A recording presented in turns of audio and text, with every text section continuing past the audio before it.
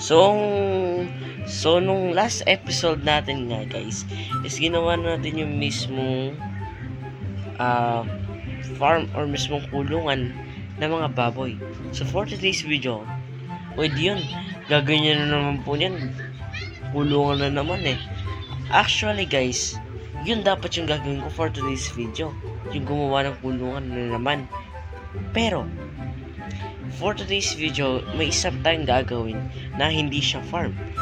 Ang gagawin natin for today's video nga guys, gagawin natin yan for today's video guys, is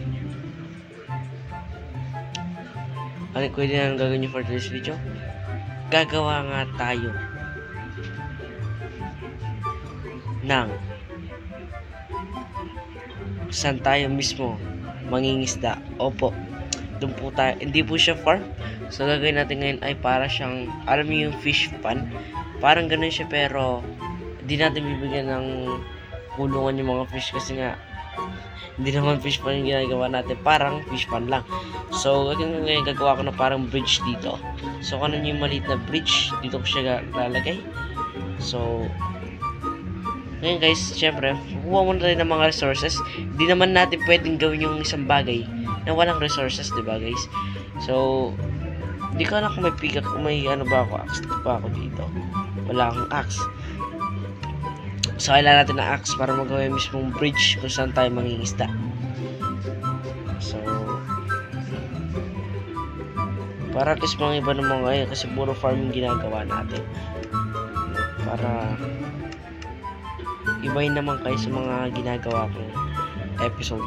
Paggabi naman, grabe ka naman Tito Minecraft, ginagabi mo kagad. Pagka nagre-record ako minsan sa Minecraft Survival, no? But minsan siyempre paggabi na ako nakakapasok sa world. So guys, matutulog muna ako kasi para walang zombie. Kasi nung nag-off ako noon, is namatay ako dahil sa zombie. Dito sa laro, hindi sa totoong buhay. So babalik ako muna kayo guys kapag gabi na. Let's go! So ginagawa ko na lang po ngayon is nagpuputol na po ako ng mga puno-puno para at least umabot po yung mga gagamitin natin na materials doon sa gagawin natin na bridge. So gagamit rin po tayo ng mga ibang woods. Hindi ko lang alam kung ano yung magandang ipang partner dito sa buloy. Sana all may partner. So ayan, naputol ko na pala lahat. Yun na yun. Ayan ba yan? So hindi sa benting guys, kasi po kanina po is nagputol na po ako ng off cam.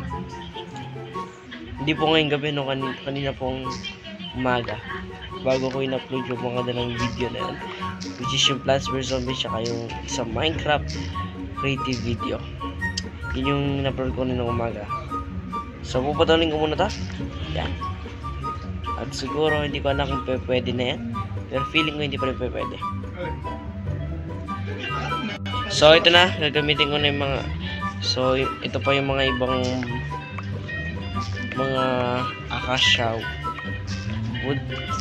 So kailangan natin putulin yan kasi kailangan natin yung mga foods nya.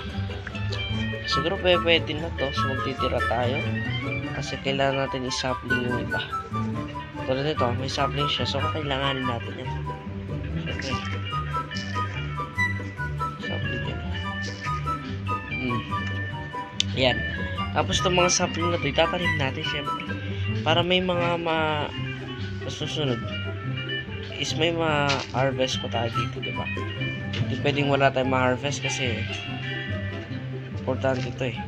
So ngayon guys, babalik ako na lang kayo kapag nakuha ko na yung mga kailangan nating resources. Let's go! So naisip ko na ilagay yung mismong gagawin natin na bridge kung saan tayo mismo nag-fish. So dito ko siya lalagay para malapit na lang siya sa wheat farm natin. Kung gusto natin mangisda, pwede tayo dito. So gagawin ko lang na bridge is basic lang siya.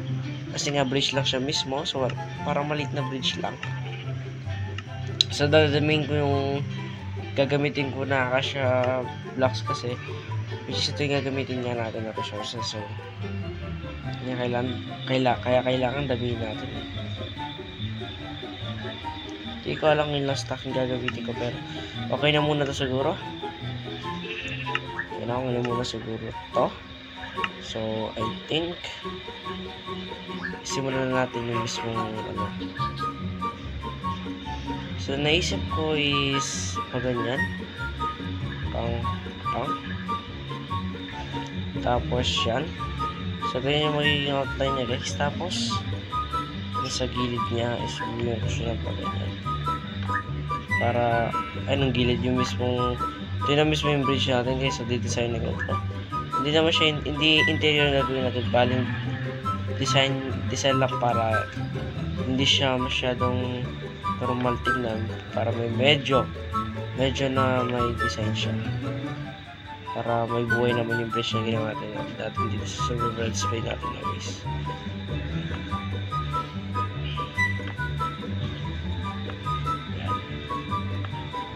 Diba?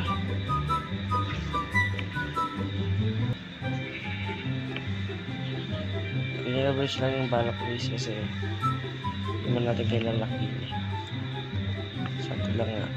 Hindi po ito mahabang bridge na lang yung para maliit na bridge lang kung saan ka nangingista. Ganun lang yung gagawin ko guys.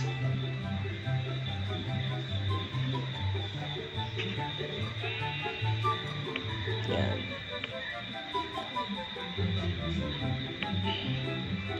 So, babalikan ko kayo guys kapag may progress na tayo. Let's go. So, yun na nga guys. Ilalagay na natin itong mga to para may fence tayo. Yan, lalagay natin dito guys. Diba? Kumpleto na natin yung side na to. So, yung susunod naman na side yung kukumpletuin natin. Ayan. So, natapos ko na po nga yung mismong build. So, nabigyan ko na ng mga slab yung mga gilid-gilid. So, dito po tayo pwede halimbawa gusto natin mangisda, is dito tayo pupunta. So, sana guys, nag-enjoy kayo sa video na ito. Magkita-kita nga tayo sa susunod na video. Hanggang sa muli. Bye! Bye-bye! Subscribe!